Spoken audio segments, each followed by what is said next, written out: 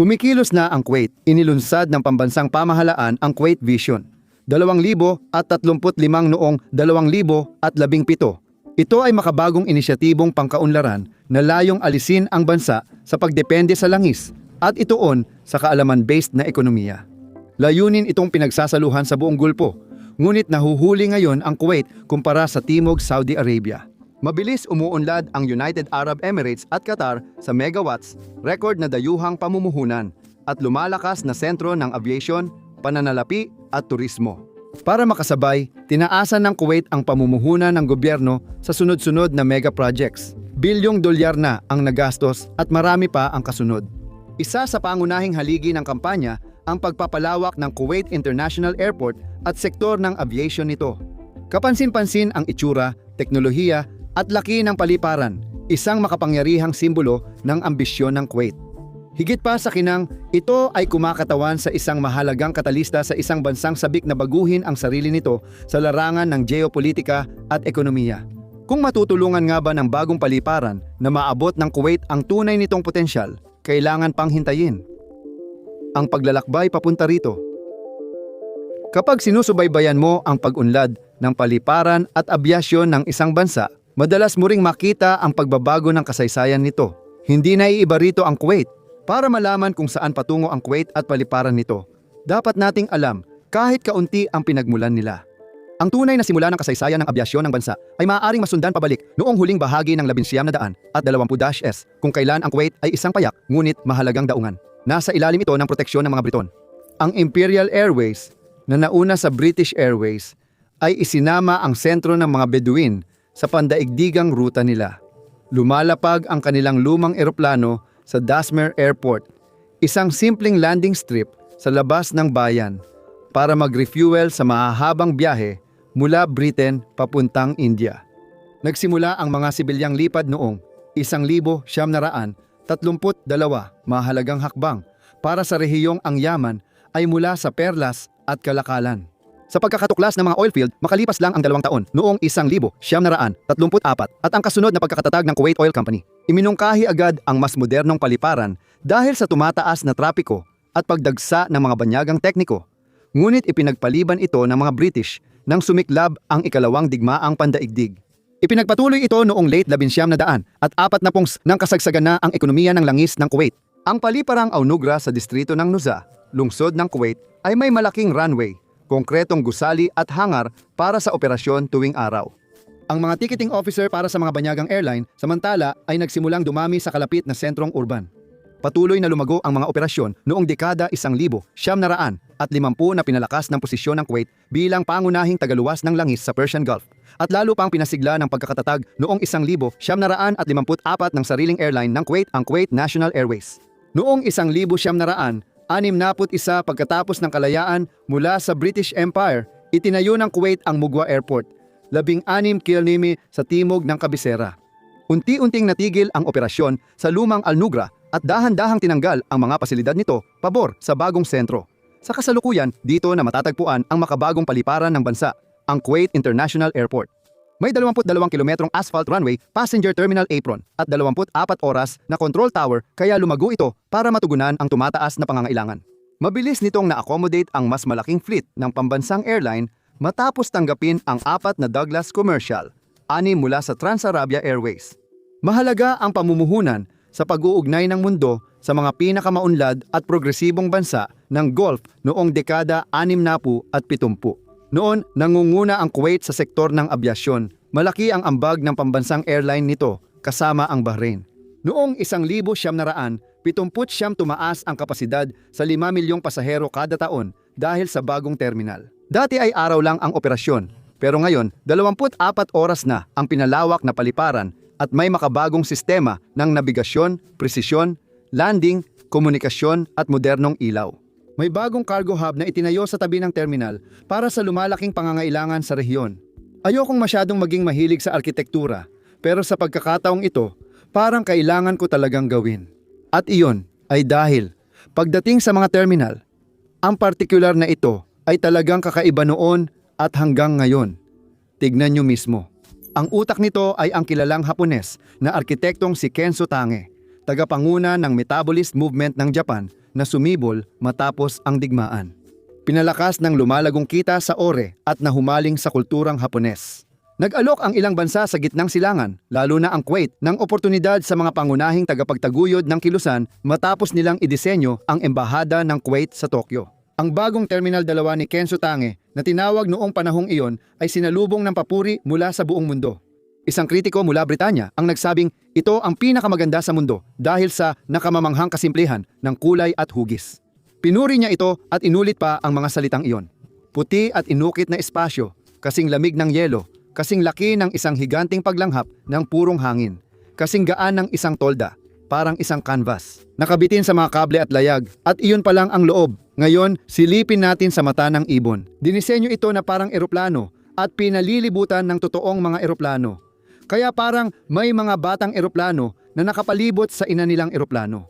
May mga nagsabing parang Hollywood style na sasakyang pangkalawakan ito, lalo na dahil sa kasikatan ng Star Wars noon. Malamang hindi ito nagkataon lang, pero ngayon ay mas nagiging madilim ang kasaysayan.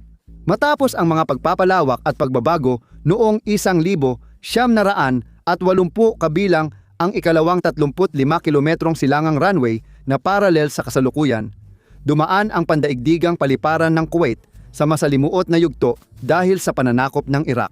Noong Agosto 2, 1970, sinakop ng puwersa ni Saddam Hussein ang paliparan. Ginamit ito para sa operasyong militar at kinumpiska ang hindi bababa sa 15 eroplanong militar at sibilyan ng Kuwait para hindi magamit ng koalisyon. Pinalakas at isinama sa mga depensa ang mga runway at pasilidad. Marami sa loob ng paliparan ay sinira, winasak at ibinenta. Noong Pebrero ng sumunod na taon, naging lugar ng labanan sa pandaigdigang paliparan ng Kuwait ang paliparan at mga daan papunta rito.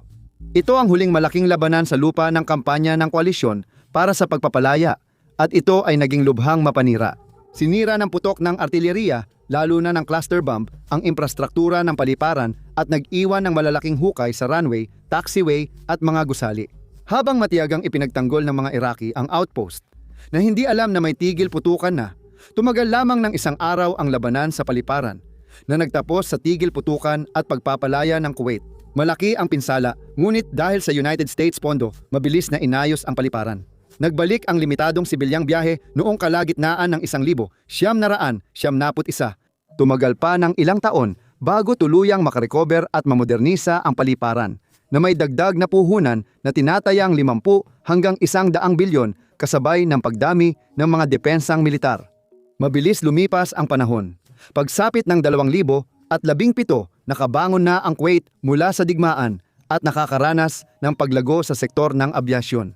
10 taon bago ito, pinalaya ng gobyerno ang serbisyo sa abyasyon kaya nabuo ang Jazeera Airways at Watania Airways.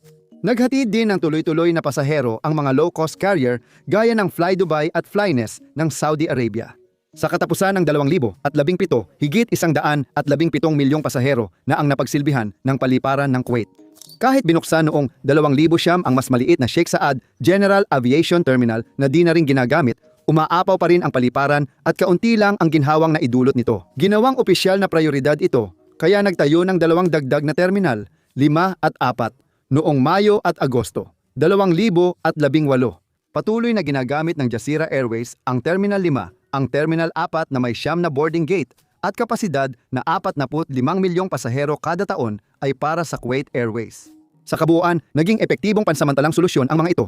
Ngunit kahit pagsamahin pa, hindi nila kayang panatilihin ito ng matagal pa. At matagal nang kinakaharap ng Kuwait ang isa pang issue. At ngayon ay umaabot na ito sa nakakabahalang antas. Ang hindi mapigilang at mabilis na pag-angat ng mga kapitbahay nito sa timog na unti-unting nagpapababa sa kahalagahan ng Kuwait sa Gulpo. Ang tunay na kailangan ng Kuwait ay ang matagal na nitong pinapangarap at planadong bagong 700 at 8,000 square meter na Colossus Terminal 2. Ang planong bagong terminal pa lang, hindi pa kasama ang iba pang umiiral na terminal, ay inaasahang makakapagserbisyo ng hanggang 13 milyong pasahero bawat taon kapag ito ay nabuksan na para sa komersyal na biyahe. Mukhang hindi ito ganoon ka-impressive, pero magkakaroon ito ng maraming espasyo para lumago. Sa ikalawang yugto ng pagpapalawak na inaasahang mangyayari sa hindi kalayuang hinaharap, tataas ang kapasidad nito hanggang 25 milyon kada taon. Aasahang abot sa 50 milyon o higit pa. Dagdag pa ang 14 milyong taunang kapasidad ng iba pang aktibong terminal ng complex. Dahil dito, masasama na ang Kuwait sa mga paliparan na may pinakamataas na kapasidad sa mundo. Dahil dito, ang bagong paliparan ay may 708,000 metro kwadrado na floor area. Mas malaki kaysa sa kasalukuyang mga terminal. Halimbawa, 55,000 metro kwadrado lang ang Terminal 4 ng Kuwait Airways at mas maliit pa ang Terminal 5 ng Jazeera Airways. Para sa paghahambing, kasya sa Terminal 2 ang Terminal 1 ni Kenzo Targe. 3 beses na rin itong nagpalit ng numero. Ang proyekto para sa bagong terminal ay nagkakahalaga ng 43 bilyon pinunduhan ng gobyerno ng Kuwait pero posibleng mas mababa ito kaysa sa tunay na gastos. Ang kabuuang gastos para sa pagpapalawak ay tinatayang nasa pagitan ng 58 at 82 bilyon depende sa pinagkunan ng impormasyon at sa mga yugto ng proyekto na isinama sa pagtataya. Napanalunan ng Foster Partners, isang Pritzker Prize-winning firm mula London, ang kontrata para sa disenyo ng paliparan. Pinamumunuan ng Turkish na Limak Insart ang konstruksyon, na siyang may hawak ng pinakamalaking single package contract na nakuha ng Turkish na kontratista sa abroad. Samantala, ang Spanish na engineering at consultancy firm na Ineco ang namamahala sa project management at operational readiness ng expansion program. Inilunsad noong 2017 ang Phase Isa ay tumutok sa terminal at kinabibilangan ng Central Utilities Cooling Plants, back baggage systems at service tunnel sa ilalim. Pagsapit ng 2023, iniulat na ng mga opisyal na nasa 70% na ang natatapos hanggang sa huling bahagi ng 2025. Sa oras ng pagre-record, karamihan sa mga infrastruktura ay halos tapos na. Malinaw na binigyan ng prioridad ang infrastruktura na siyang pinagkakabitan ng iba pang mga phase para ang mga operasyon sa mga phase na ito ay maaaring A. Makapagsimula agad at B. Gumana ng maayos nang walang abala. Ang Phase 2 ay sumasaklaw sa mga kalapit na estruktura, kabilang ang malaking paradahan na 325,000 metro kwadrado na kayang maglaman ng 5,000 sasakyan sa 3 basement at 1 mezzanine floor. Naitayo rin ang mga bagong access road, ground transport center, gusaling administratibo at construction yard. Alam nating halos 70% ng tapos ang Phase 2 sa unang bahagi ng 2024 at malamang na maging fully operational ito sa mga susunod na buwan. Ang Phase 3, ang huling yugto, ay nakatuon lamang sa mga bahagi ng airside. Nagsimula ang earthworks noong huling 2024 senyales na pumasok na ang mega project sa huling estruktural na yugto. Mahalaga ang bagong ikatlong runway ng complex na 458 kilometro, isa sa pinakamahaba sa Gulf. Ang haba nito ay sapat para magbigay ng lift sa eroplano kahit manipis at mababa ang densidad ng hangin sa mainit na panahon. Madali ring matutugunan ng runway ang ilan sa pinakamalalaking eroplano ngayon sa industriya ng abyasyon, gaya ng Airbus A380. Sa huling bahagi ng Oktubre 2025 ito ay natapos at operational na, gamit ang bagong teknolohiya at mga kagamitan sa kaligtasan para sa tagumpay sa ika-21 siglo. Ang pag-unlad na ito ay nagbigay ng opisyal na pahintulot para simulan ang pangunahing gawain sa 1,986 Eastern Runway para sa 14 buwang plano, kung saan ang ikatlong runway ang magiging sentro ng operasyon. Palalawakin ito sa 4 km i-rehabilitate matapos ang dekadang air traffic at imomodernisa gamit ang bagong radar at precision guiding technologies para sa mas ligtas at mahusay na operasyon. I-rehabilitate o dadagdagan ang taxiway, apron, drainage system, pavement, pati tunnel network at service building para sa araw-araw na operasyon. Naka-install na ang bagong control tower kapalit ng mas maliit at lumang tower mula 1,986 na sumasalamin sa trend sa mas malawak na Arabong mundo. Namumukod tangi ang control tower sa geometric pattern ng Islam at solar orange na kulay na kumikislap sa disyerto. Nangunguna ito sa klase at may advanced navigational system, kaya kayang pamahalaan ng mga operator ang mahigit 600,000 flight movements taon-taon. At may 360 degree na coverage sa lahat ng 3 runway.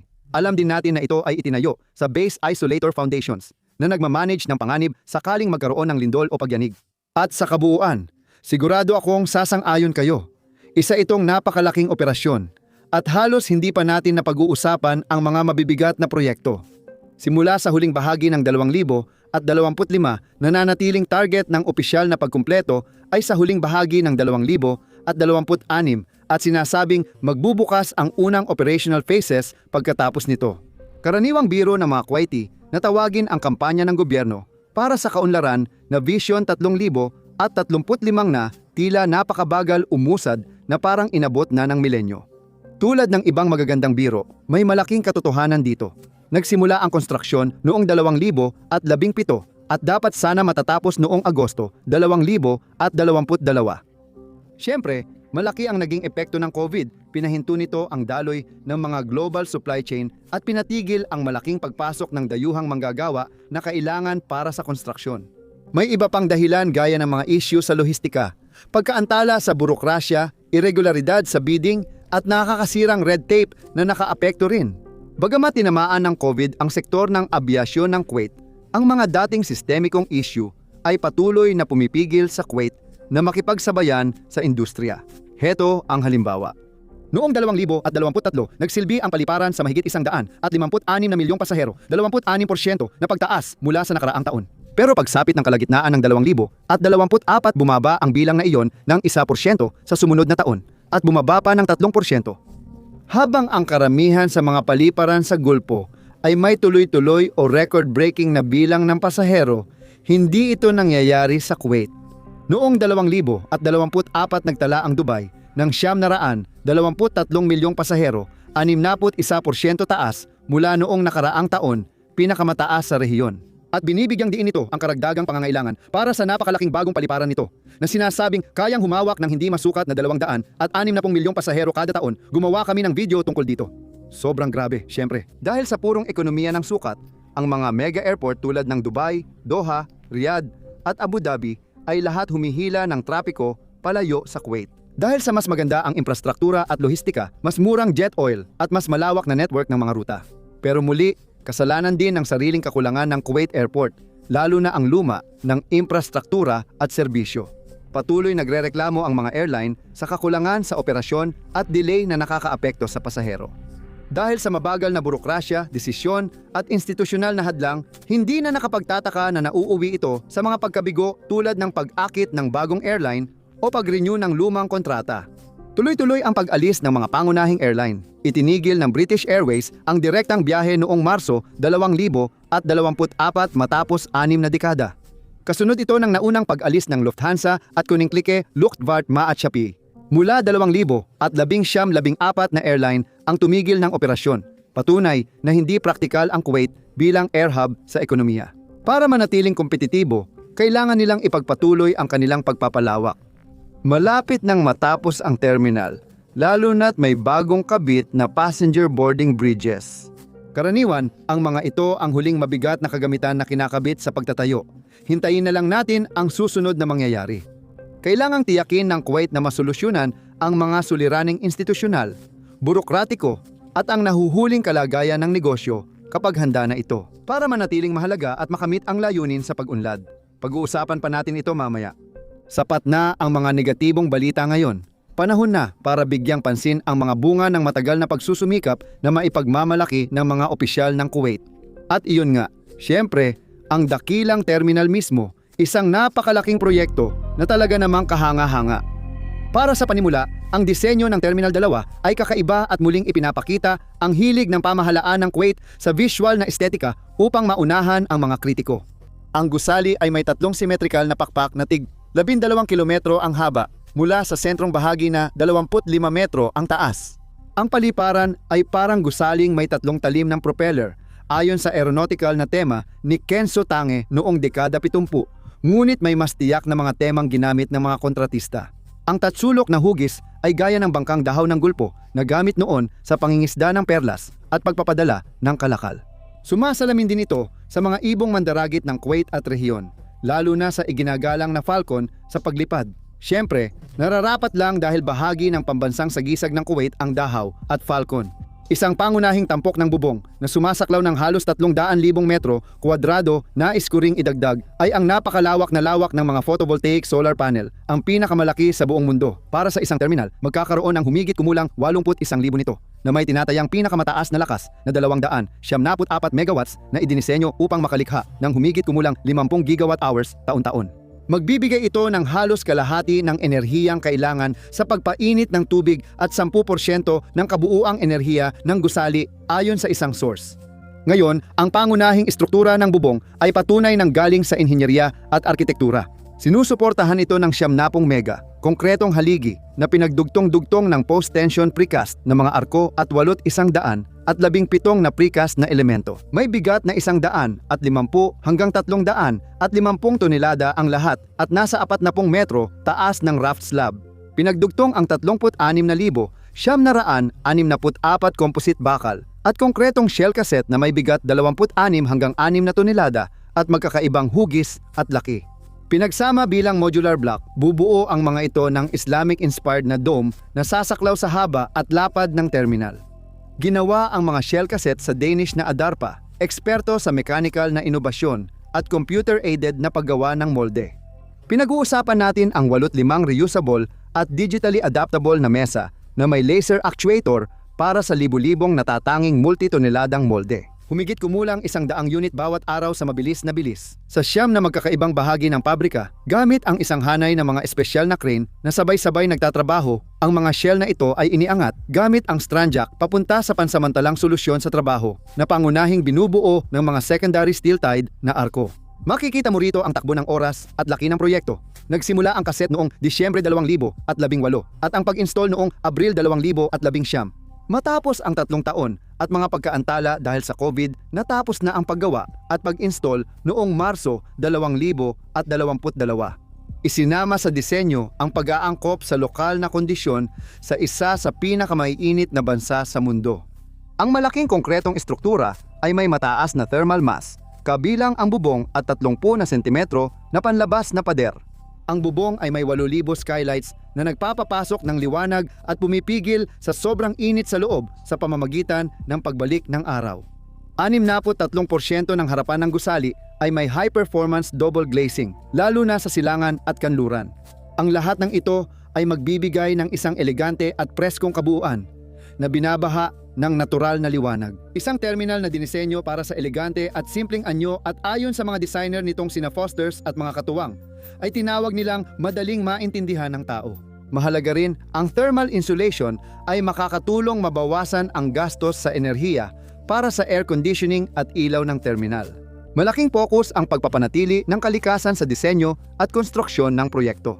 Layunin ng pamahalaan ng Kuwait na makuha ang LEED Gold certification mula sa United States Green Building Society bilang patunay ng mahusay nilang eco-credentials. Pamantayang sumusunod sa pinakamahusay na gawin ng industriya para sa kapaligiran. Kapag nakuha nito ang parangal, magiging isa ito sa kakaunting passenger terminal sa mundo at siguradong pinakamalaki na makakamit nito. Narito ang ilang halimbawa kung paano ito isinagawa sa pagpaplano at pagtatayo ng gusali. Isinasaalang-alang ng mga disenyo ang mahigpit na hakbang sa pagtitipid ng tubig mula sa pag-install ng low-flow na gripo hanggang sa muling paggamit ng gray water na nagamit sa mga lababo at kalaunan ay ginamit muli para sa pag-flush ng inidoro. Tinatayang mababawasan ng halos 50% ang konsumo dahil sa lahat ng ito. Ang tubig mula sa palikuran ng paliparan ay lilinisin at gagamitin sa pagdidilig ng mga landscaped area. Kaya hindi na kailangan ng potable na tubig para sa irigasyon. Malawakang ginamit ang mga materyales na makakalikasan mula sa rehiyon at malaking bahagi nito ay mula sa mga nire-recycle na basura ng konstruksyon sa mga lokal na tambakan. Isinama sa budget ng konstruksyon ang isang nakatalagang grupo para linisin ang lugar ng trabaho at i-recycle ang mas maraming basura hanggat maaari. Naitala na 86% ng nakolektang basura ay na-recycle. Ang mga materyales sa pagtatayo tulad ng pintura, pandikit at sealant ay pinili dahil mababa ang VOCs o volatile organic compounds. Ikakabit ang high-tech na air handling unit para sa magandang kalidad ng hangin at comfort. Dapat malinis, maliwanag, komportable at madaling lakaran ang terminal. Dinisenyo ito para sa kaginhawaan at madaling lakaran. Bawat 5 magkakalapit na palapag ay may sariling papel sa karanasan ng pasahero. Halimbawa, ang ground at unang palapag ay para sa arrivals at check-in, ayon sa pagkakasunod, habang ang iba pang mga palapag ay pangunahing nagsisilbi para sa mahahalagang serbisyo ng paliparan tulad ng departure gates at very important person lounges. Ngayong natalakay na ang terminal building, ano naman ang aasahan ng mga pasahero sa kanilang karanasan? Ano ang mga teknolohikal na katangian ng paliparan na magpapataas ng antas nito? Kaya't ang pinakaubod ng operasyon, gaya ng inaasahan mo para makasabay sa rehiyon at mundo at matugunan ang air traffic, dapat pinakamataas ang antas ng teknolohiyang sistema ng paliparan. Handa na sa trabaho ang baggage handling system at isa ito sa pinaka-advanced na tampok ng paliparan. Disenyo ng German BEMA Group, gumagamit ito ng mga tote para isort, i-track at dalhin ang bagahe gamit ang high-speed conveyors sa ilalim ng lupa. Kaya nitong iproseso ang 2,930 bagahe kada oras, simula pa lang. Dahil may sapat na espasyo, isinama ng sistema ang full screening ng bagahe gamit ang Computed Tomography X-ray units na sumusunod sa pinakamataas na international na pamantayan ng seguridad. Mahalaga ang rack-based Early Baggage Storage o Early Baggage Storage System para sa kahusayan ng sistema. Papayagan nitong mag-imbak ng hanggang 1,000 at 800 bagahe sa isang lugar hanggang kailanganin. Inaangat at ibinababa ng computer-controlled mini-loader, pinapadali nito ang maagang pag-check-in ng bagahe at nakakaiwas sa siksikan tuwing abala. Ang mga bagahe na may mas mababang prioridad ay dadalhin doon at ipaparada muna bago muling dalhin sa kanilang itinalagang eroplano bago ang pag-alis. Pinaka-epektibo itong ginagawa gamit ang batch building, kung saan ang mga bagahe ng parehong flight ay automatikong pinagsasama at kinukuha ng maramihan. Pinapabilis nito ang pagkakarga sa cart o unit load devices at pinapadali para sa ground handler.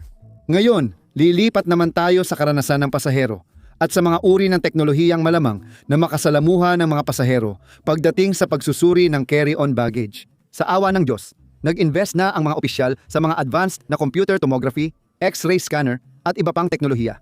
Ito na ang magtatapos sa kinatatakutang paghihiwalay ng tao at likido na lampas sa 100 mm. Sa madaling salita, oo, pwede nang manatili ang mga likido at electronics sa loob ng kanilang mga bag kung saan talaga sila nararapat. Sana ay wala ng malaking abala. Asahan natin na magkakaroon ng maraming passport scanning smart gates sa immigration na aalis sa manual na pagsusuri.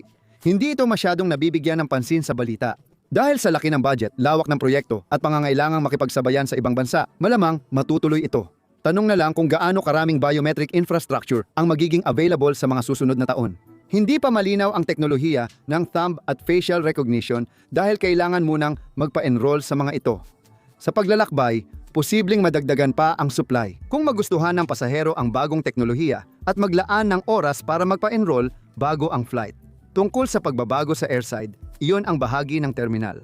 Bukod sa customs at passport control, todo rin ang pag-level up ng paliparan. Bilang bahagi ng nabanggit na ikatlong yugto, ang 3-6 na boarding gates ng terminal ay lalagyan ng makabagong teknolohiya, partikular na ang Advanced Visual Docking Guidance Systems o AVDGs. Bagamat nagiging gold standard na ito sa mga mas maunlad na paliparan sa buong mundo, karapat-dapat pa rin silang banggitin. Sa madaling salita, ito ay mga automated at high-precision na sistema na pinagsasama ang mga sensor at display unit upang gabayan ang mga piloto papunta sa eksaktong paradahan kung saan itinalaga ang kanilang eroplano. Sa isang gate, napapalitan ang human marshaller kaya bumababa ang panganib ng tao, umiikli at nagiging standard ang turnaround time at tumataas ang kaligtasan.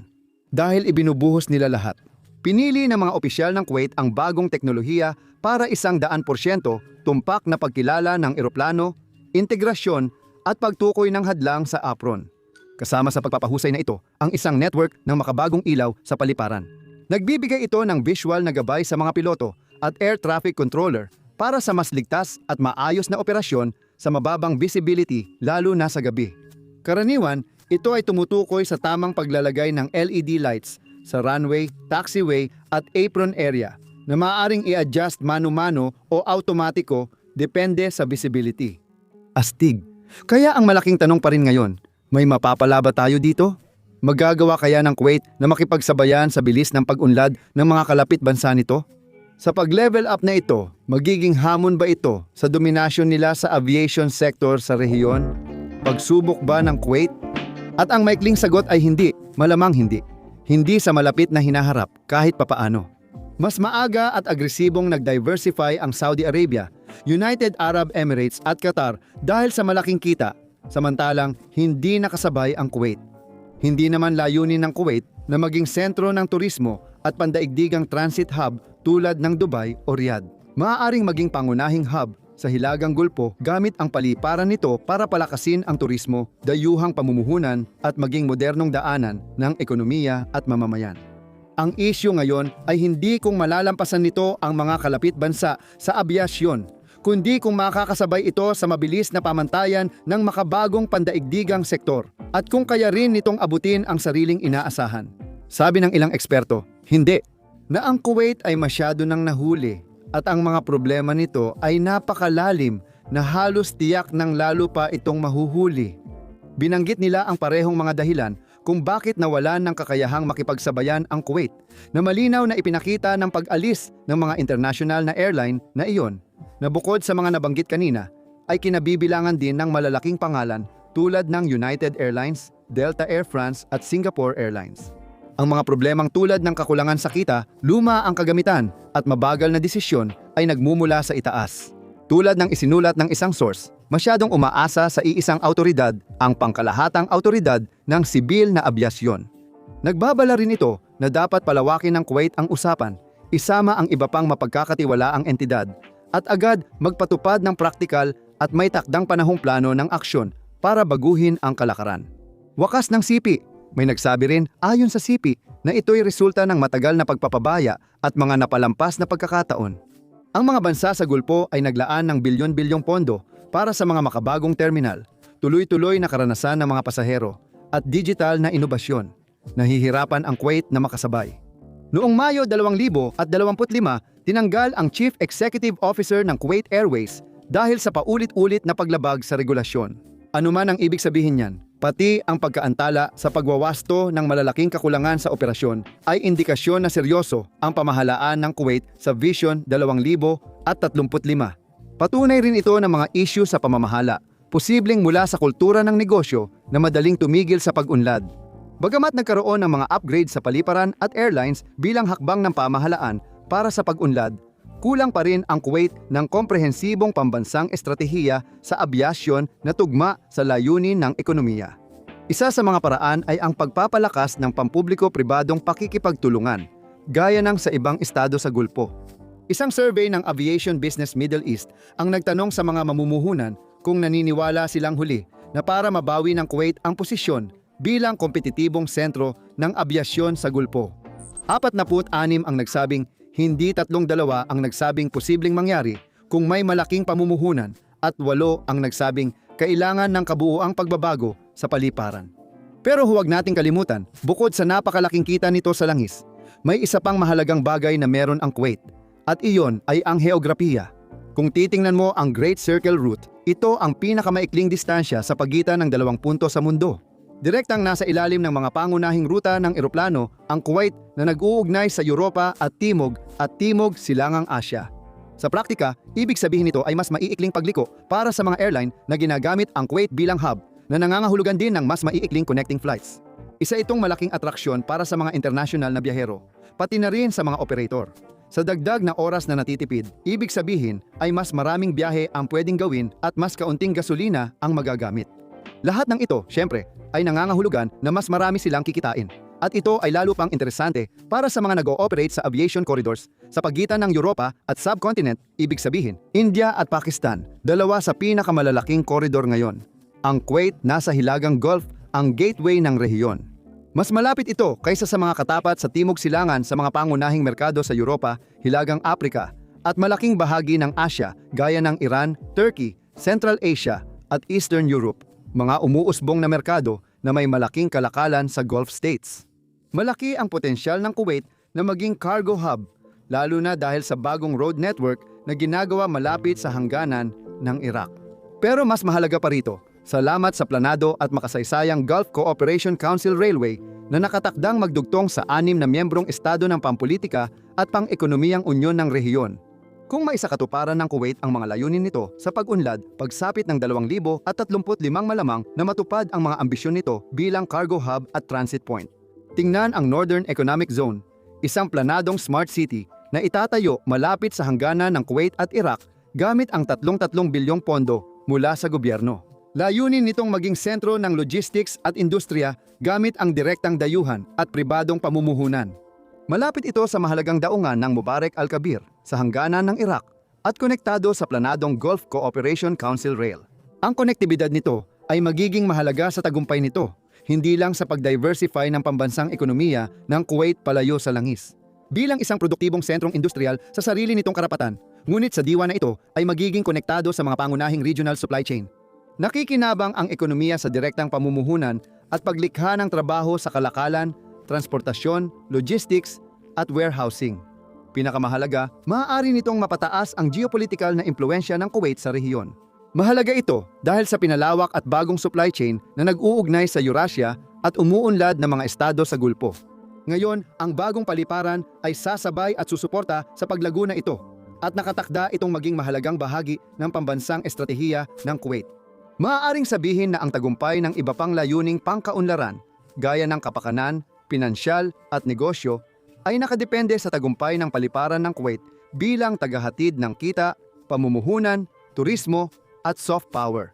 Susi ang paliparan sa pagbubukas ng maraming oportunidad para sa Kuwait ngayong ika-21 siglo. Kasama ng iba pa nitong malalaking proyekto, gaya ng Northern Economic Zone, Gulf Cooperation Council Railway at ang planong tech at finance hub na Silk City. Maaaring baguhin ng Kuwait ang sarili para hindi lang mahuli sa ekonomiya, kundi maging mahalaga at di mapalitan sa estratehiya at ekonomiya ng rehiyon. Kasama dito ang tamang pagharap sa mga likas nitong isyung pampolitika, pamamahala ng mahahalagang ugnayang geopolitikal at malinaw na estratehikong layunin para sa kinabukasan ng bansa. Salamat sa panunood.